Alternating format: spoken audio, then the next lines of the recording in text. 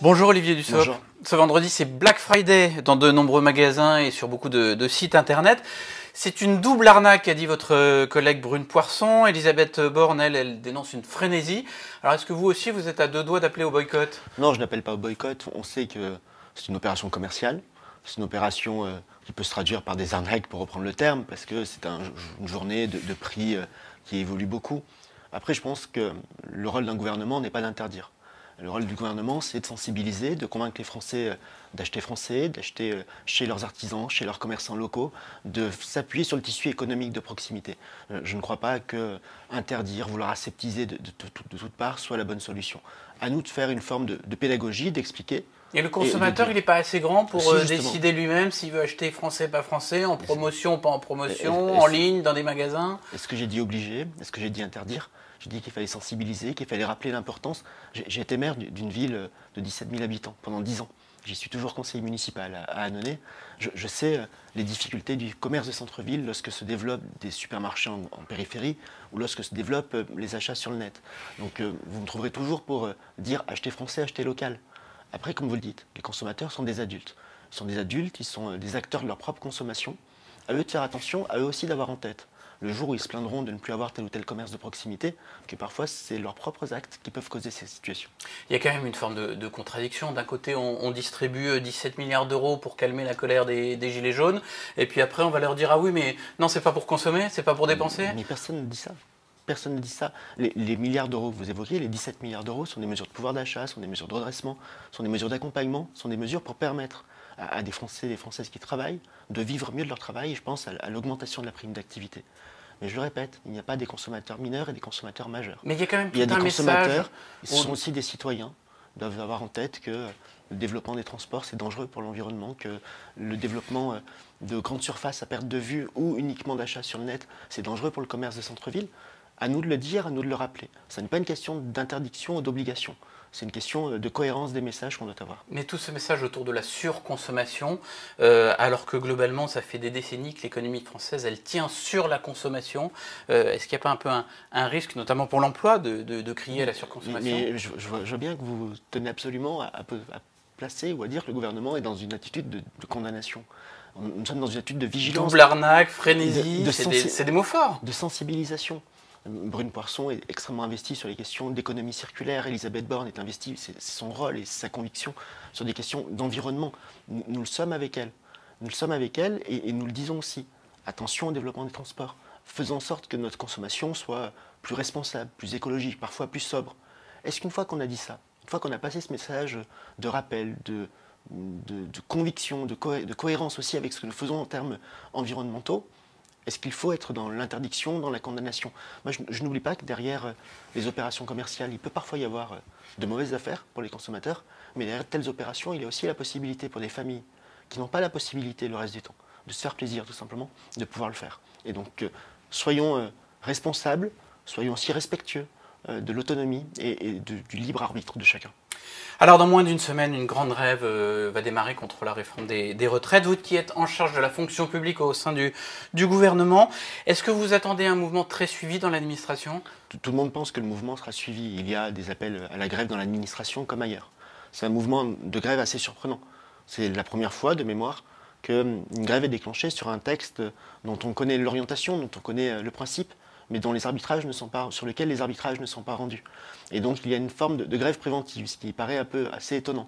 D'une grève aussi de protection, parce qu'on sait que les plus mobilisés sont ceux qui ont le sentiment que leurs régimes spéciaux vont être mis en cause. Et ils le seront effectivement, puisque nous avons un objectif qui est conforme à l'engagement du président de la République, c'est de construire un système universel, une maison commune, faire en sorte que les 42 régimes de retraite puissent progressivement aller vers une maison commune au sein de laquelle, lorsque vous cotisez 1 euro, vous avez le même rendement, quelle que soit votre situation, en tenant compte de la pénibilité, en tenant compte du travail de nuit, en tenant compte des différences qu'il peut y avoir dans l'exposition au risque.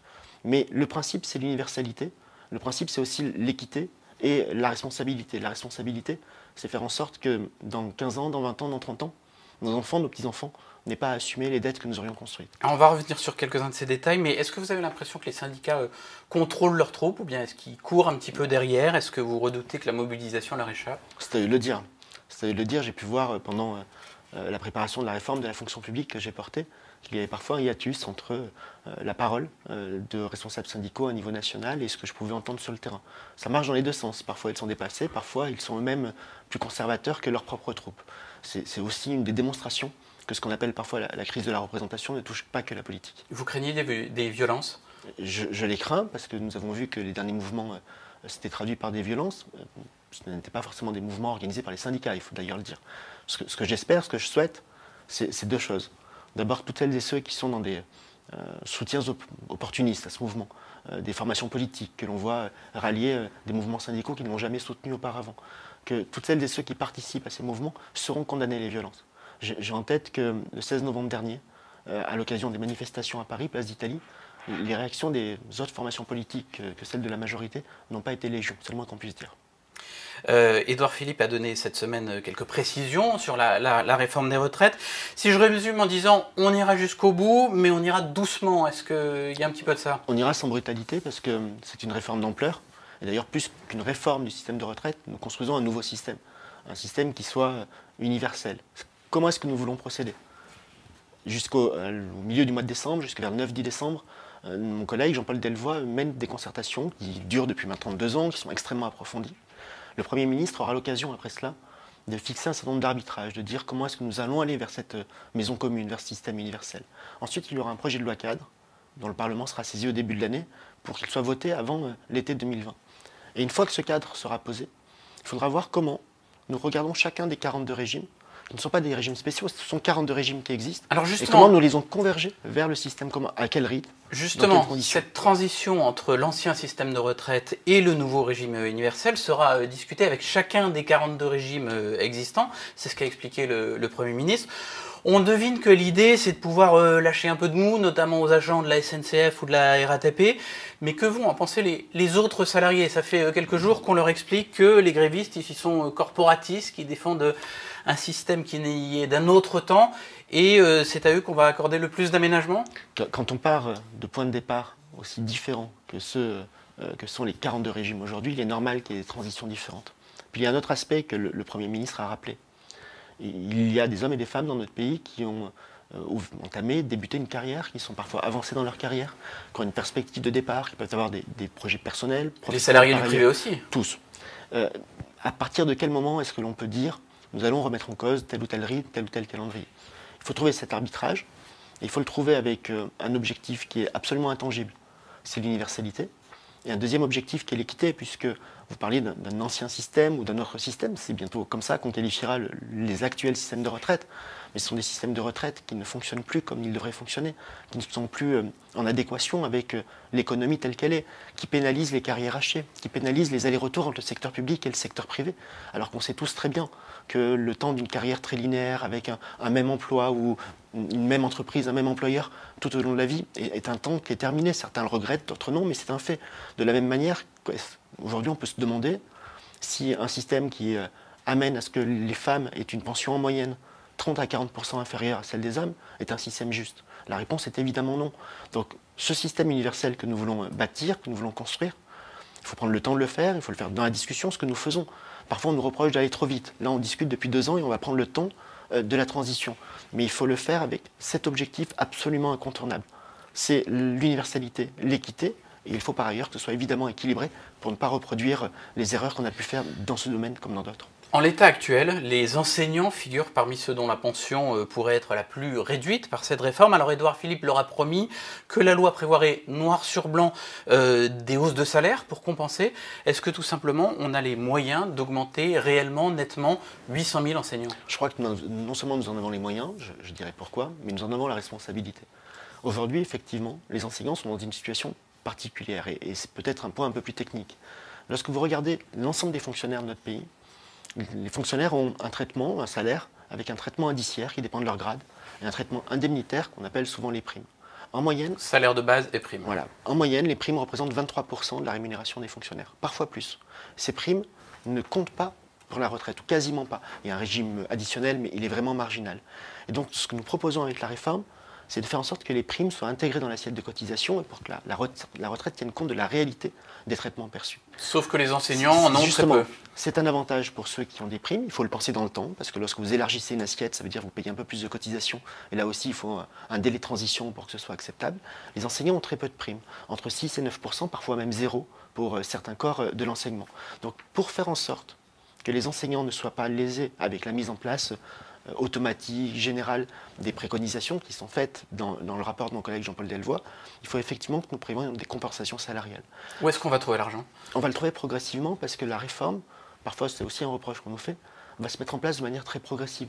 On va avoir une durée de transition de 10 ans, 15 ans peut-être.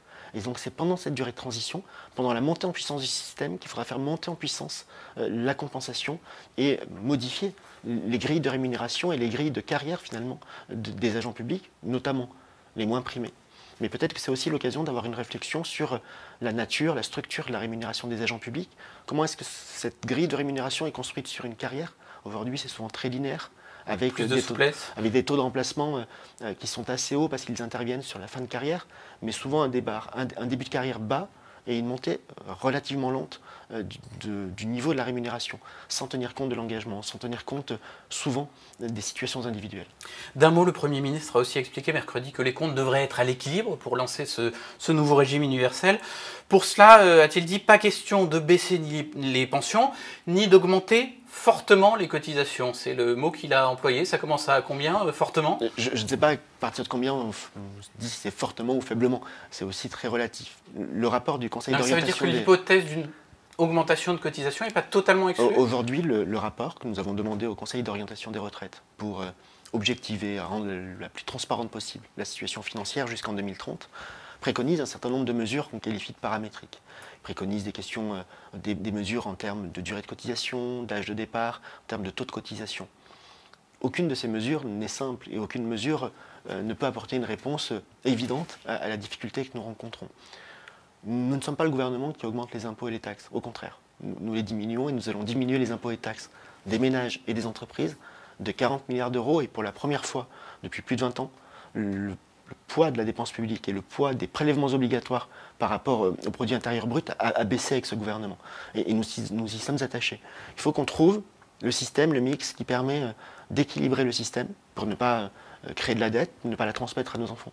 Et là aussi, le faire dans des questions qui soient acceptables. Cotisations retraite faible, c'est dans le champ des possibilités. Aujourd'hui, rien n'est arrêté, mais cela fait partie des préconisations qui sont listées. Et d'ailleurs, lorsque nous discutons avec les partenaires sociaux, organisations patronales, organisations syndicales, tous, pour la plupart en tout cas, nous disent aussi être attachés à la question de l'équilibre. Certains voient cet équilibre à très court terme, d'autres à plus long terme.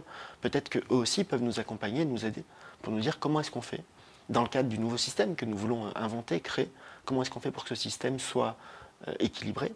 J'ajoute, non pas une difficulté, mais un paramètre à prendre en compte. Ça peut être une difficulté, mais c'est important. Le Premier ministre, Édouard Philippe, a dit, il y a maintenant quelques jours, qu'il avait entendu l'inquiétude des organisations syndicales et à travers elle l'inquiétude des Français sur la valeur du point et la capacité à garantir le niveau des pensions. Dès lors qu'on regarde comment garantir le niveau du point et donc le niveau des pensions, c'est utile, c'est rassurant et donc c'est nécessaire. Il faut aussi qu'on voit comment on en assure le financement. C'est aussi cette discussion qui doit avoir lieu avec l'ensemble des partenaires sociaux. Merci beaucoup Olivier Dussopt. Merci à vous.